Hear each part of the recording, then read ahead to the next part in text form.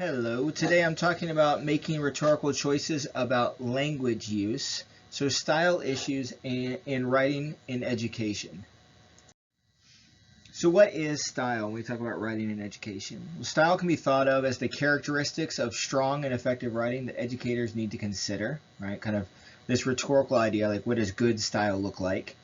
The means through which educators represent their pedagogical principles, such as respect for students, through specific and deliberate choices. In other words, the style is also kind of the words we choose to use and how those create an ethos or an image of who we are as people, what our principles are, and as educators, think about more specifically our pedagogical principles. How do we think about students?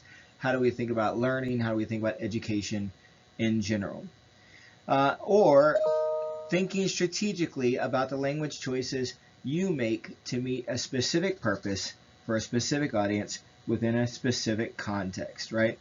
In other words, they're kind of like, what are the things we have to think about rhetorically that might influence the words and style, overall voice, tone that we choose to use, right? So we've been talking about rhetoric last week, and we're going to talk more about how that impacts style. So before we get started, let's talk about the hierarchy of rhetorical concerns. And we kind of split things up. We like to split things up when we talk about complex topics, right? So thinking about an entire rhetorical production, right, in the rhetorical situation, it was helpful to look at those 5 different elements we came up with. And so we also can think about styles separately between kind of higher order rhetorical concerns and lower order rhetorical concerns. So higher order concerns are basically like what you're saying. It's the content. It's that message you want to communicate, right? So that's your argument, your claim, or your thesis, right? The thing you're trying to get across to the audience. We have to think about who is our audience, what is our purpose, what is our context. Part of that is thinking about voice, right? How do we want to come across in that content, right? Choosing to write about particular content definitely begins to shape your voice, right? And of course, genre. Also evidence and organization, right? So you have to get those kind of higher order ideas together first, and then you can worry about the lower order concerns, which you might think of as expression. So content is kind of what we want to see, and expression is how we're going to say it. And expression is really where we see style as part of voice kind of come into play. In particular, we're going to talk a lot about grammar and mechanics. Obviously, those are the ways in which we use language. We express our ideas, right? So here's an example, right? We have to address higher order concerns before worrying about lower order concerns. In our first example, Laura et al., which means Laura and her other people, right? It means and others in Latin. It's a Latinate abbreviation. Proposes that the lack of accessibility to contraceptives and the sociodemographics of the region cause constant mobility that ultimately gives root for higher changes of teen pregnancy. Now, obviously, I even added a word in there that was missing, and it's an awkward sentence that includes a subject, verb, and incorrect APA citation issues. But first, you have to think about the higher order concern. That is, what does this sentence actually mean as it's written? This claim of cause and effect the author is trying to make is not clear, right, in this expression of it. So first you got to fix the idea, then you can worry about how it sounds, right? So in our second example, it shows a revision that addresses higher level rhetorical concerns and makes the claim more explicit or clearer to the reader. Laura, Decker, and Brindis, 2015, proposed that the lack of accessibility to contraceptives, as well as the socio-demographics of the region, which relies on the constant mobility of migrant labor, ultimately facilitated higher rates of teen pregnancy. It's still a wordy sentence, right? And it still might have an error or two. Maybe that Decker was supposed to be capitalized. But the claim is very clear. These authors proposed lack of contraception, access to contraception, and the demographics of the area facilitate higher rates of pregnancy. That's a very clear claim. And that's what we're talking about. We're thinking about our hierarchy of concerns, right? So we might take that one more time then and deal with that lower order concerns and clean it up, right? Capitalize it, find a way to make it smoother, easier to read, those kinds of ideas. Still, when we think about style, we should be thinking rhetorically about style. That is, we don't just choose arbitrarily to write in a certain way. If everything you wrote in the same style, it would be inappropriate in a lot of places. Imagine, for example, a child's picture book, right? If you wrote the child's picture book in the same style used to write your grant proposal for this paper, one or the other would be completely inappropriate for its context and its genre, right? The same thing is true, of course, of all style, right?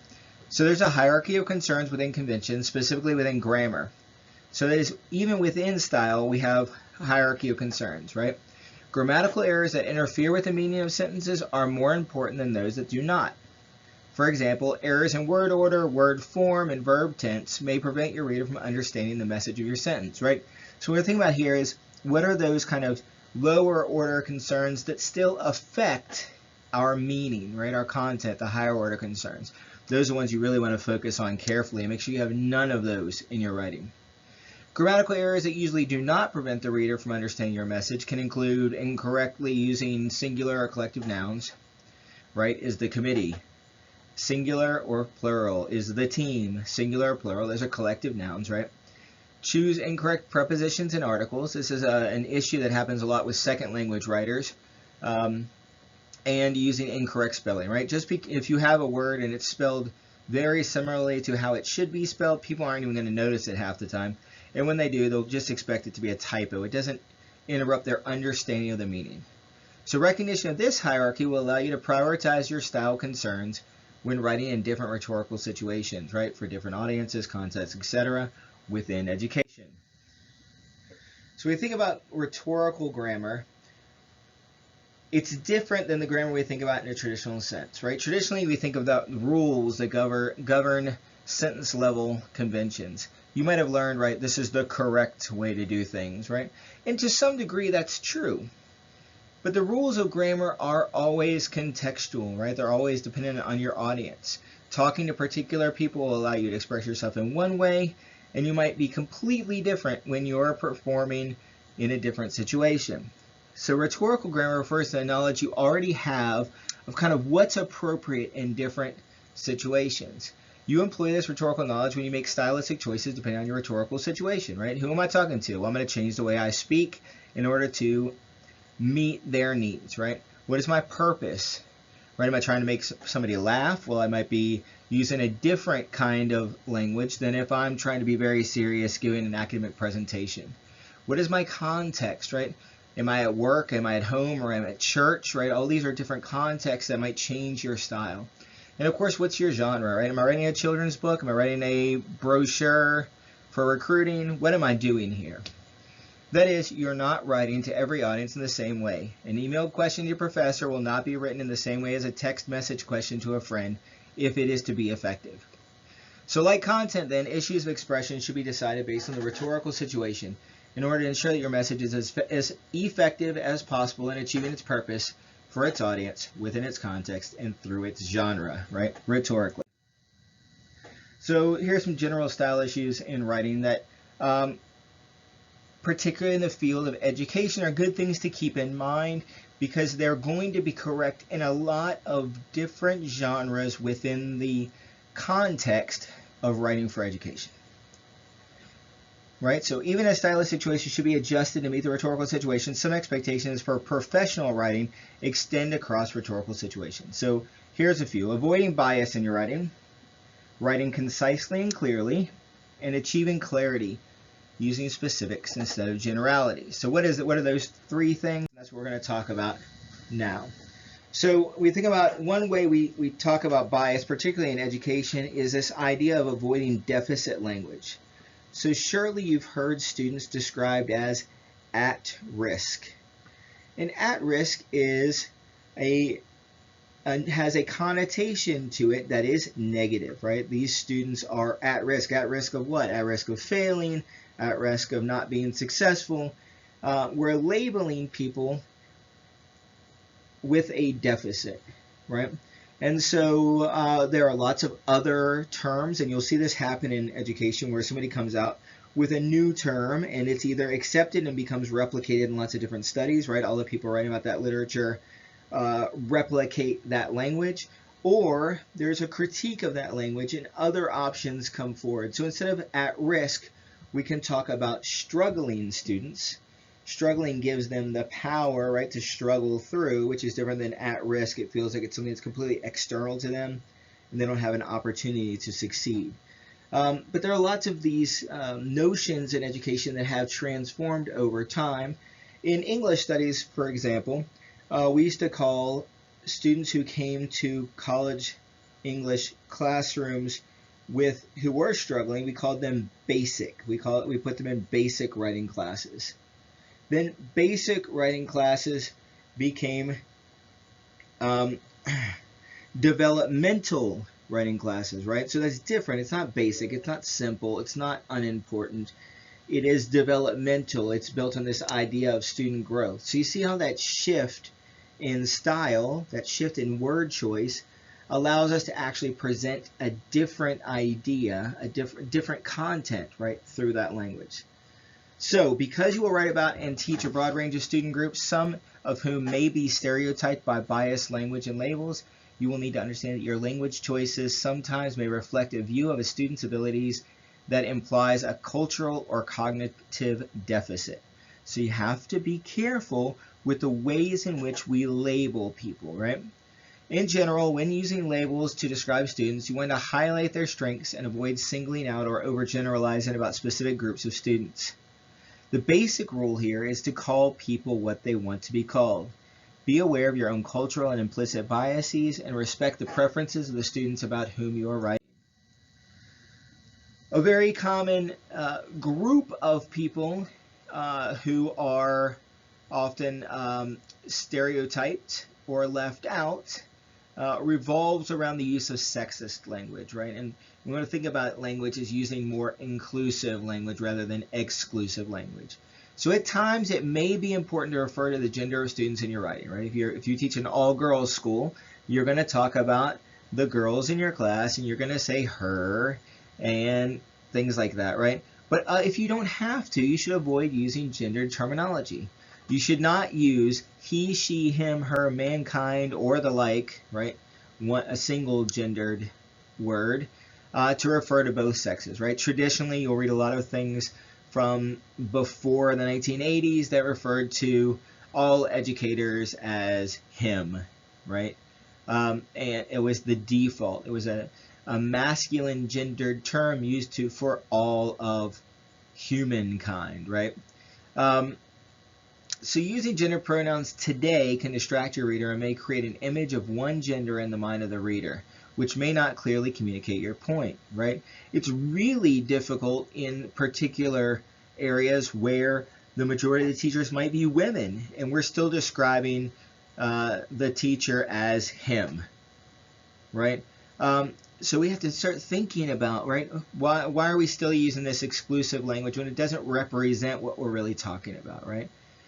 So instead, we can use plural pronouns such as they or their, or we can rephrase the sentence to use non-gendered nouns like individual, teacher, student, whatever, right? In general, you should call your students what they want to be called, since language equals respect. A good strategy is to ask your students for preferred pronouns. Transgendered students in particular may have specific pronouns they want to use, and you should respect their decisions. Avoiding bias in your writing, establishing a respectful tone. So we talk about bias, right? We've talked about kind of the ways in which we label people, which is important when we're writing studies, right? We have to label the groups we're writing about in some ways, so we want to be careful with those labels. We've talked about not excluding people, right? Using more inclusive labels. One other way we can avoid bias is to be respectful of our audience, okay? So when we talk about the first two kinds of biases are generally ones when we talk about people who are outside of our immediate rhetorical situation, right? It's not the writer or the reader. In this case, we're talking about specifically the audience. How do we build a respectful tone for our audience? Because educators regularly write for multiple varied audiences, it's important to establish an effective tone for each audience that demonstrates your admiration for learners and the learning process. This is the idea of, like, who do I want people to see me as an educator, and how can my word choices help that to come across, right? So a respectful tone values the audience, right? To students, it's valuing student input on the learning process and speaking to them directly, right? You're not speaking down to them. You're not speaking around them. You're not talking about them as they're not in the room. Making them active participants as an audience when you're working with them.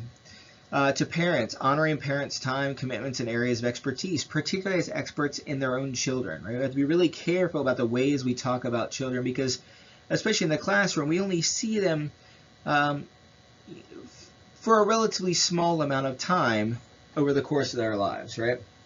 We have to recognize we may know a lot about their children in our classroom, but we may not know a lot about their children elsewhere. To colleagues, refer to students by names, not labels. Honor your colleagues' areas of expertise, and focus on collegiality, right? Focus on this kind of positive interaction, this working togetherness that can happen when you have a good, respectful work environment. And most importantly, probably, to the public, avoid criticism of your teaching environment, your students, the school site, administration, or school district. Recognize that you represent your organization whenever you write to the public, right? So social media is full of people complaining about their work environments. And it always looks bad for that person, right? Now, I'm not saying you can't be critical and try to look for ways to improve, but you probably shouldn't do those in public forums, right? There are probably more appropriate ways to do that. When you're talking about you can emphasize the positive things when you write publicly, right? And a lot of the work we're going to do in this class is about writing to external agencies, for example, our grant to receive external funding, right? So you wouldn't want to represent your school badly, because a grant organization might say, well, they don't really care about their school, so why should I give them money, right? Because when you are presenting, making choices, ultimately you're also being judged, right? And they're judging your relationship and your ideas about education, learning, and students. Writing concisely and clearly. So here's our second one, right? Eliminating wordiness and constructing lean sentences. Now, this isn't always your fault. Students often worry about word counts for assignments, which establishes the bad habit of fluffing up their sentences to make them longer.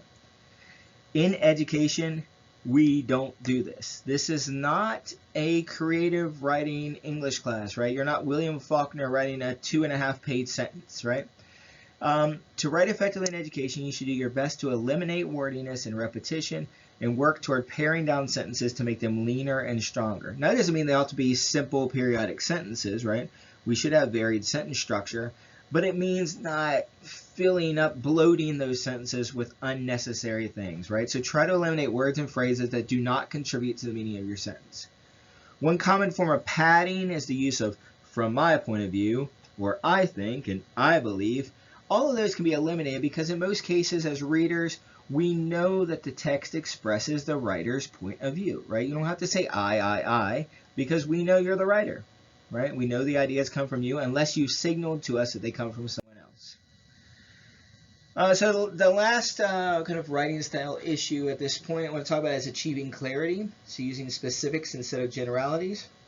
To make your writing clearer, avoid general examples and information. Instead, add specific examples, data, and details to your paragraphs, right? You can't just make big, broad claims and throw in a couple of ideas there and move on. You have to show how you came to those claims, right? A big thing you might have heard in writing class is show, don't tell, right?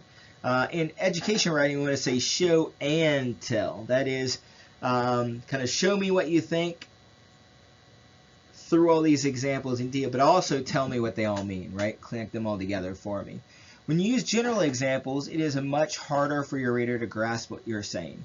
Adding the writing of specific concrete examples helps readers visualize what you are discussing. Another way to achieve clarity is to use active verbs and active voice. So when you use strong, specific verbs, you help your reader visualize what you're talking about. As a general rule, minimize or avoid using weak verbs like to be, to do, to make, and to have, and instead use active verbs, verbs that actually do things, right? Instead of saying the man is 5 feet tall, or that's kind of short, let's say the man is 6 feet tall. We could instead say the man stands 6 feet tall. You see how the word stands is more active than the verb is, which is a form of to be, right? Paying attention to these little touches can make a huge difference over the reading, especially of a longer paper where it just becomes a series of weak verbs over and over again. Active voice refers to making the subject of your sentence clear from the beginning. Usually active voice is preferred over passive voice in writing in education. An exception would be when you focus on the recipient of the action rather than the actor. So one time we might use passive voice. We want to say the students were honored for their work on the project, right? We haven't even included the subject, right, who's doing the honoring in that sentence, right? The students were honored for their work. Who are they honored by? We could say the principal honored the students, right? That would be active voice, right? Because it puts that subject back. In education, generally speaking, we want to prefer the active voice. Another way to achieve clarity is to connect your ideas using effective transitions and avoiding what we call the naked this. So a lot of times you might hear that word flow about writing. What we mean is the writing is cohesive. It sticks together, right? Each sentence leads logically from the previous sentence, and the new information is clearly connected to the old information. As the writer, you probably know how your ideas connect, but your reader won't unless you make those connections explicit for them. So one way to achieve cohesion is to use transitions, signposts for the reader to indicate what is to come. Another way is to avoid the naked this, using this without a noun after it to show what you're referring to from the previous sentence, right? So I say, this is the main point. Well, what is the main point? That's a naked this, right? This idea, this new concept, this approach to the classroom, right? If we don't have that noun afterwards that tells us what this is, it can get really confusing for a reader who is very new at your ideas, right? We want to help them move through your work.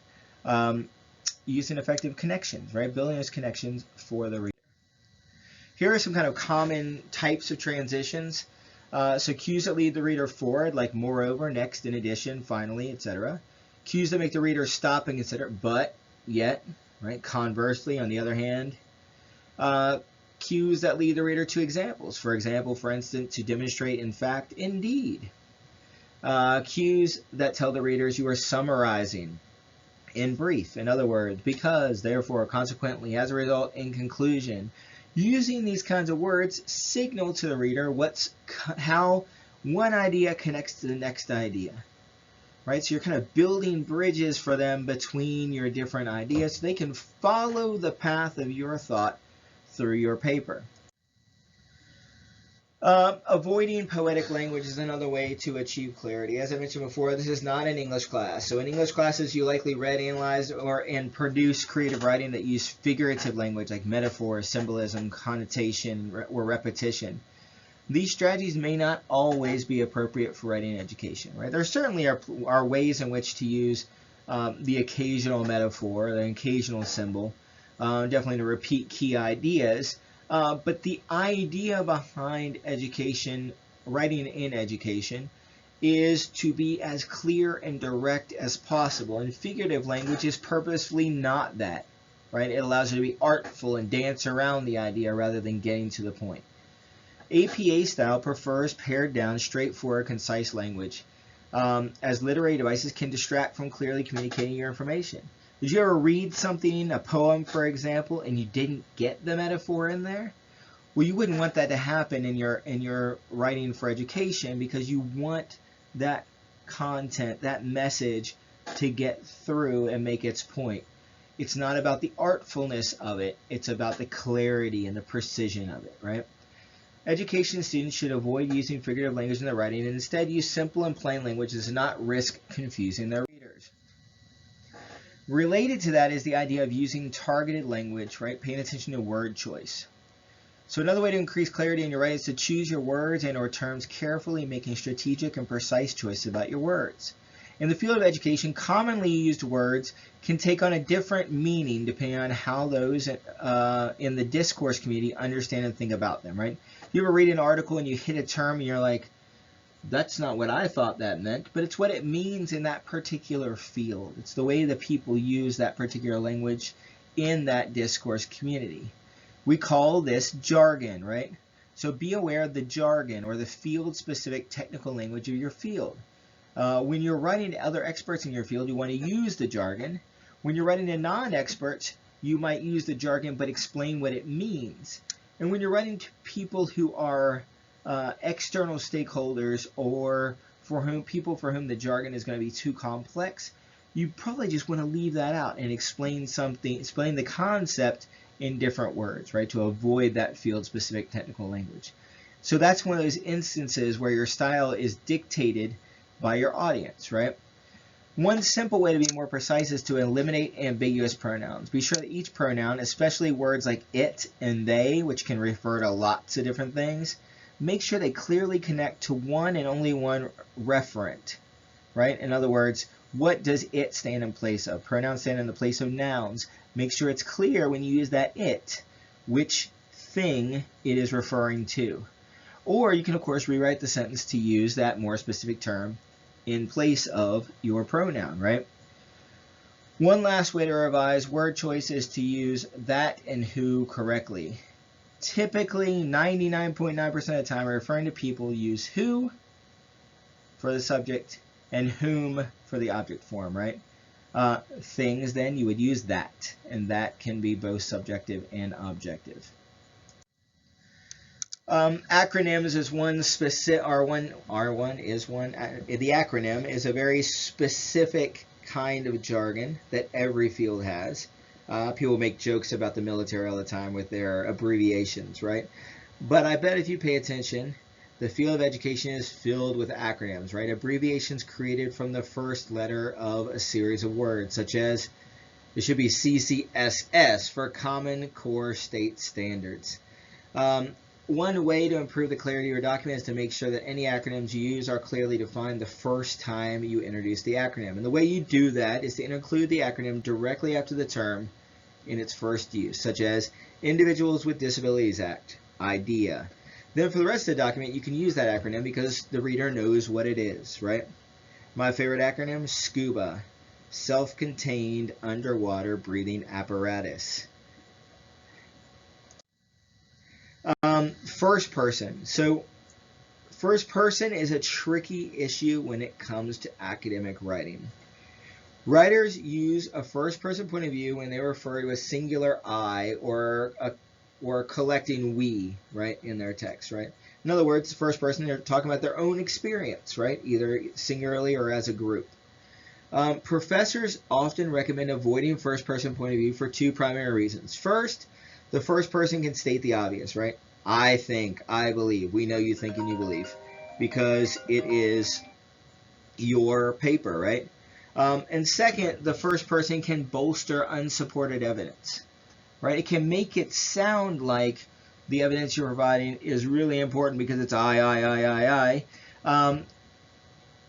So professors recommend you not try to take on that kind of authority when you're not yet an authority in the subject, right? You're not yet an expert, you're still a student. Your written arguments should be supported by scholarly research rather than your own thoughts or opinions, right? You are not yet an expert, and even when you are an expert, your opinion should be part of a group of voices that are working out what things mean. In the field of education, however, research often begins with a personal observation. That is, a lot of times educators begin with their own experience to say kind of how they got to this issue, why this issue is important. So in these cases, authors may use a first-person point of view to provide context for their writing. Ultimately, the rhetorical situation you're writing will determine whether it is appropriate to use the first person. For example, genres like the teaching philosophy or critical reflection are entirely dependent on the first person. So that's what I have to say about style today in education. So if you have questions, shoot me an email. Thanks.